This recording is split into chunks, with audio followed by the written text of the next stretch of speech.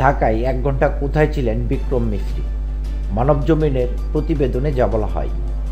উদ্বেগ উৎকণ্ঠা ছিল চারদিকে, ছিল নতুন নতুন গুজব। গত ৩ মাস ধরে বাংলাদেশ ভারত সম্পর্কে যা ঘটেছে তা ৫২ বছরের ইতিহাসে নজিরবিহীন। কেন এমনটি হলো? ভারতকে তো বাংলাদেশের মানুষ বন্দুক জ্ঞান করে।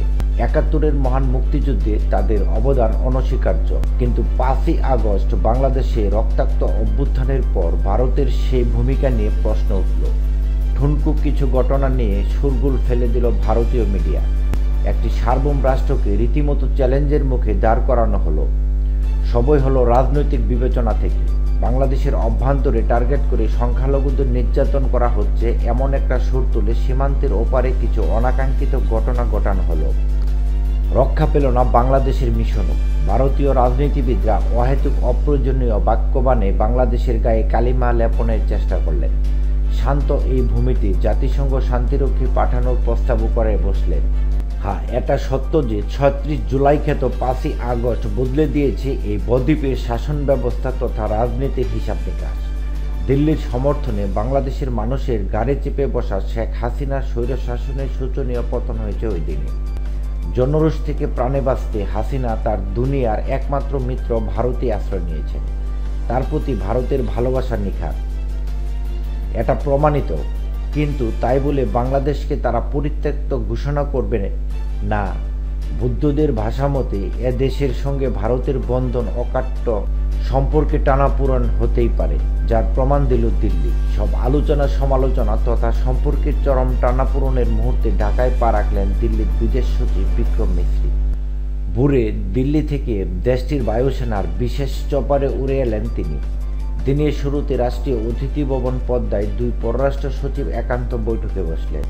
পরে বসলেন পররাষ্ট্র সচিব পর্যায়ের বাৎসরিক স্টক টেকিং বা স্ট্রাকচার্ড আলোচনায়, নাম ফরেন অফিস কনসালটেন্ট বা এফওসি। প্রায় ৩.৫ ঘণ্টা স্থায়ী ওই আলোচনা মধ্যাহ্নভোজের মধ্য দিয়ে শেষ হয়। আনুষ্ঠানিক আলোচনায় দ্বিপক্ষীয় স্বার্থ সংশ্লিষ্ট বিষয়াদি নিয়ে পয়েন্ট টু পয়েন্ট বিস্তৃত আলোচনা হলো। সেখানে গুরুত্ব পেল ভারতে বসে শেখ হাসিনার রাজনৈতিক কর্মকাণ্ডের বিষয়টি।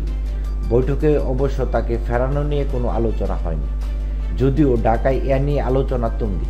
বৈঠক বিষয়ে নিজ নিজ অবস্থান তুলে ধরতে পরবর্তীতে ২ পররাষ্ট্র সচিব আলাদা আলাদা ব্রিফিং করলেন। ব্রিফিংয়ে বাংলাদেশের পররাষ্ট্র সচিব একগাদা প্রশ্নের জবাব দিলেন। দিল্লির বিদেশ সচিব কোনো প্রশ্নের জবাব দিতে রাজি হলেন না। মনে হলো তারা নিজ অবস্থানে অনড়। বৈঠক সূত্রে আগেই খবর বের হয়, বাংলাদেশে ভারত বিরোধিতা নিয়ে উন্মাদ প্রকাশ করেছেন দিল্লির প্রতিনিধিরা। ঢাকার প্রতিনিধিরা ব্যাখ্যাসহ জবাব দেন। খোলাসা করে যেটা বলা হয় তা হলো, ২ প্রতিবেশী সম্পর্ক বন্ধুত্ব, পারস্পরিক নির্ভরশীলতা এবং মাঝে মধ্যে উদ্বেগ উৎকণ্ঠার মিশেল হয়ে থাকা। এটাই বাস্তব। বাংলাদেশ ভারত সম্পর্ক তার ব্যতিক্রম নয়।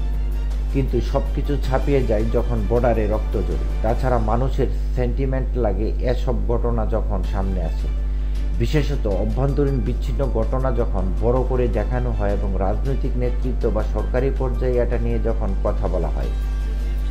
বাংলাদেশ সমস্যা অ্যাড্রেস করে এবং এ নিয়ে বন্ধু রাষ্ট্র হিসাবে ভারত কূটনৈতিক চ্যানেলে বার্তা দিলেও মানুষের মধ্যে ক্ষোভের এত সঞ্চার হতো না বলে মনে করে ঢাকা।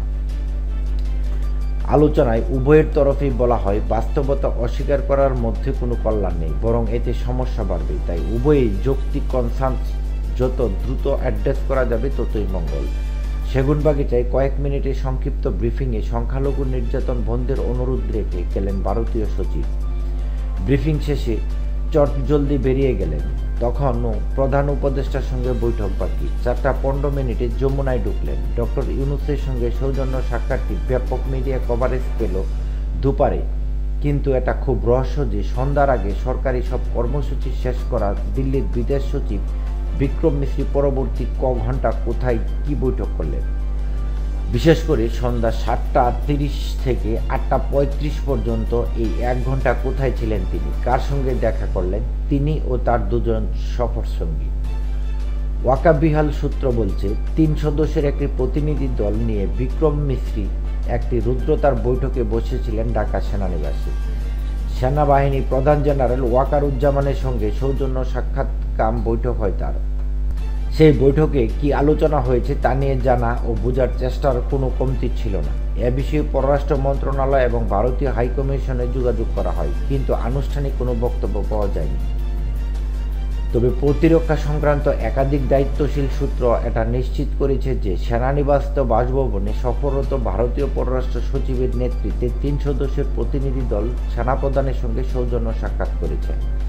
সেই সাক্ষাৎ বিষয়ে পররাষ্ট্র মন্ত্রণালয় তথা বাংলাদেশের অন্তর্বর্তীকালীন সরকারের দায়িত্বশীলরা পরবর্তীতে বিস্তারিত অবহিত হয়েছে।